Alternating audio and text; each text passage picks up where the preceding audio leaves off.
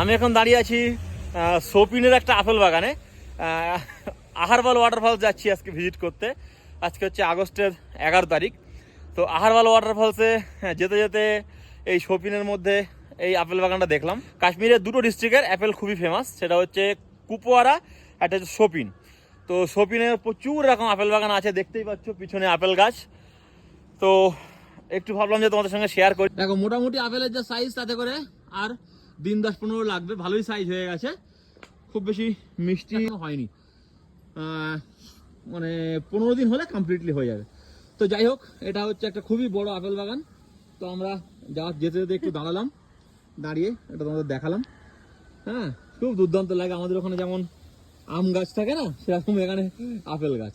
আর এগুলো হচ্ছে দেশি আপেল। যেগুলো ফার্মিং এর আপেল হয় সেগুলো অলরেডি বিক্রি হওয়া শুরু হয়ে গেছে বা পেকে গেছে। দেশি আপেলটা কিন্তু একটু দেরি আছে, আর 15 দিন থেকে 20 দিনের মধ্যে